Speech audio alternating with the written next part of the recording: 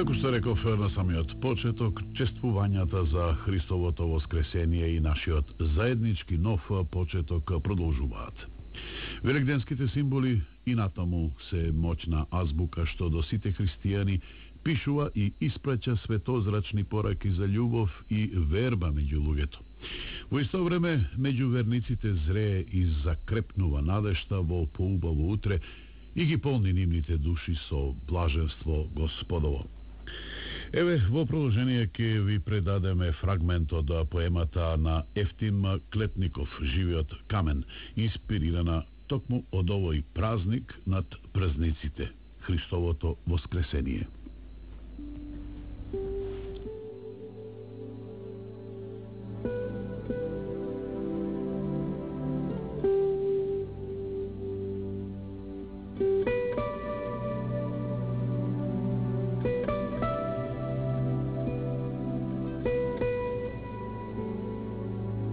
Да, светот не е веќе камена болка. И жив е тој камен искупителен, што слезе долу во гробот. А потоа се вознесе на небото, пеејки со глас што поместува планини и мориња. Небото и земјата ќе ги снема, но моите зборови ќе останат. Тој камен жив е веќе, првиот плод од големата жетва, во која дотраениот свет го снемува, а новиот од ново сал се создава. Трикратно повеќе блесна небото, кога се вознесе тој камен и кога како сонце на вселената застан од десната страна на татка си. Светлина сиот, од светлина цел, зенит на вселената. Се отлепи без сенка тој, од подземјето на смртта, обновувајќи го за 3 дни само храмот разорнат на телото. Во рани сиот, на место што не е ранливо, ни трошно. О, блажен, после толку страдања, преобразен беше гробот негов, во винска чаша, што наздравува, сред орото свадбено, на кое море со планина. Човек со жена и звезда со звезда за рака се држат. Се крена тој камен младоженец, водејќи го за рака, како дете подмладен светот, директно во пресред на судбината.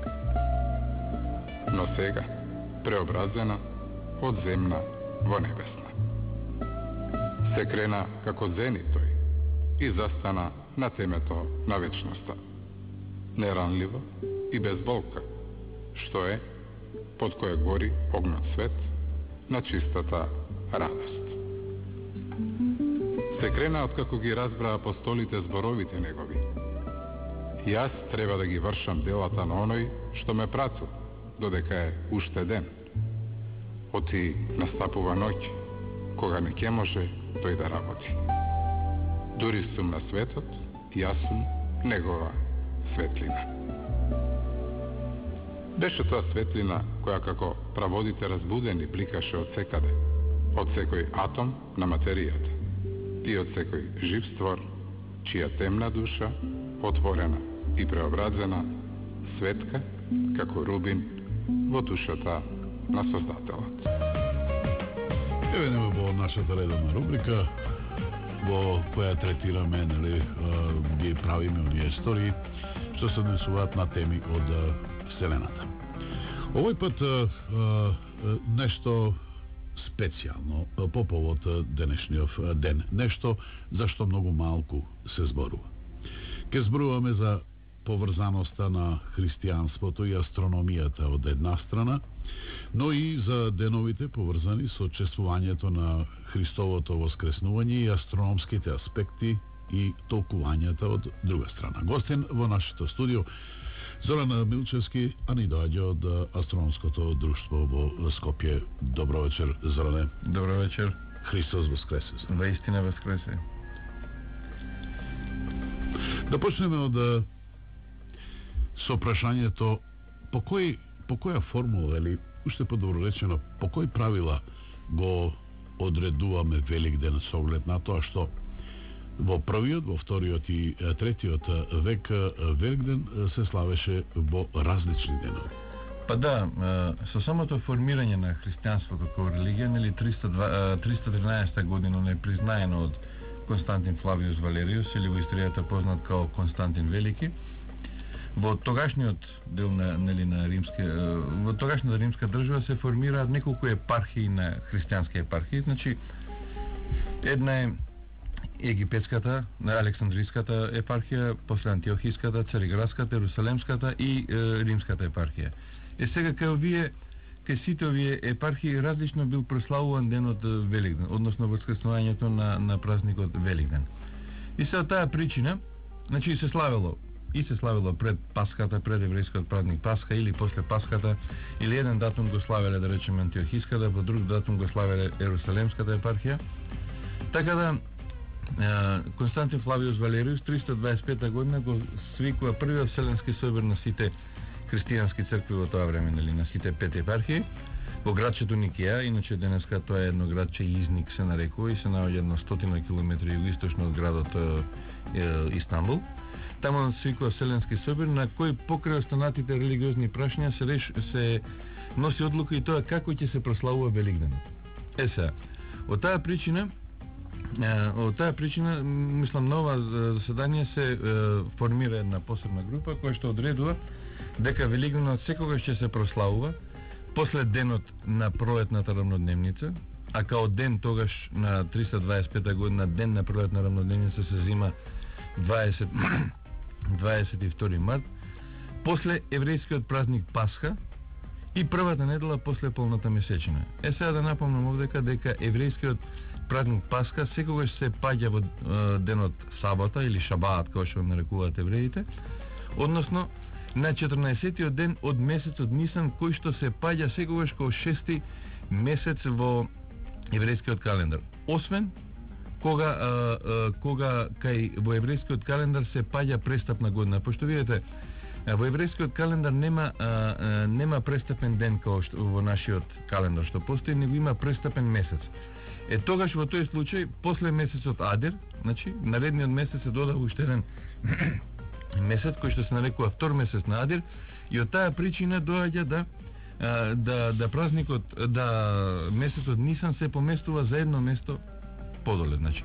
И од таа причина кај нас доаѓа и да речеме тоа што Великденот може да се падне од 5, значи зборам за православниот свет, од 5 април според грегоријанскиот начин на броењето на годините, па се до 9 мај, значи во периодот од тие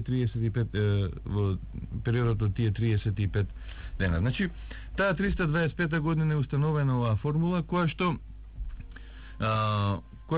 во православниот свет важи и ден денеска.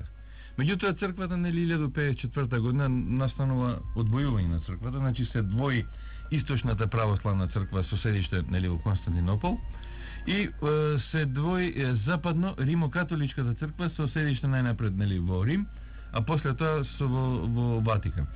Сега западната црква, односно римокатоличката црква го ја отфрла Пасхата како празник како еден од условите за прославата на Великденот, така да денеска ние во римокатоличкиот свет може да се падне Великденот да се слави еден ден после пролетната рамнодневница, значи еден ден после 22 март, пошто се уште се зима 22 март, иако пролетна рамнодневница оваа година при нас се падна на 20 март, значи може да се падне од 23 март па во наредните 35 дена, мислам тоа зборам за кај римокатолиците. Иначе што се однесува според начинот и како се одредува Великденот, значи денеска постои една така наречена Гаусова формула. Тоа е Фридрих Гаус, мислам, предпоставувам дека ако не ништо друго сте имале прилика да го видите на банкнотите од 10 марки, 10 западногермански марки, мислам, тоа е еден така човек со капа. Да, своевремено, бивши директор на астрономската лабораторија во Готинген во Германија, и он е имал восстановена таа Гаусова формула, која што во 99,9% од случаевите е точна. И она го одредува празникот Великден, меѓутоа без разлика на тоа, оваа формула сепак може да даде и некоја грешка при прославата на Великден. Така да, таква грешка е направена или од 1962 година, направена или од 1941 година и низа грешки